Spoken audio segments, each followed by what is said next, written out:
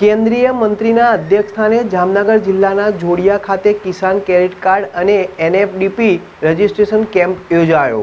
જામનગર જિલ્લાના જોડિયા તાલુકામાં રાજ્યના કૃષિ મંત્રી રાઘવજીભાઈ પટેલના અધ્યક્ષસ્થાને કિસાન ક્રેડિટ કાર્ડ અને એનએફડીપી રજીસ્ટ્રેશન કેમ્પ યોજવામાં આવ્યો હતો। આ કેમ્પમાં મંત્રીના હસ્તે 50 જેટલા પગડિયા માછીમારોને લાયસન્સ આપવામાં આવ્યા હતા। કાર્યક્રમમાં મંત્રીએ જણાવ્યું હતું કે ગુજરાતનો દરિયા કિનારો લાંબો હોવાથી મત્સ્ય ઉદ્યોગ ક્ષેત્રે ગુજરાત આગળ છે।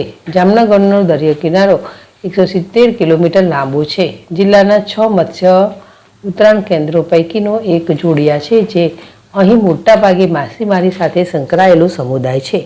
માછીમારોની ઓળખ ઊભી થાય તે માટે તેઓને આઈડી પ્રૂફ તરીકે એનએફડીપી નેશનલ ફિશરીઝ ડિજિટલ પ્લેટફોર્મ પૂરું પાડવામાં આવે છે। વડાપ્રધાન નરેન્દ્રભાઈ મોદીએ માછીમારોને સાગર ખેડૂતનું બિરુદ આપી તેઓનો આર્થિક વિકાસ થાય તે માટે અનેક યોજનાઓ અમલમાં મૂકી છે। રાજ્યના બંદરો જેટી માછીમારોના સ્થળોના વિકસે તે માટે સરકાર સતત પ્રયત્નશીલ છે।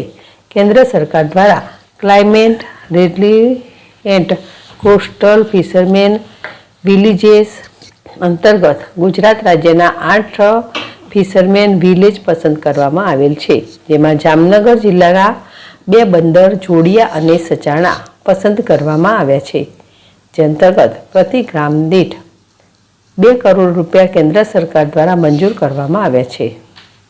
હર્ષલ કંદેડિયા, જેડેશ ટીવી, જામનગર।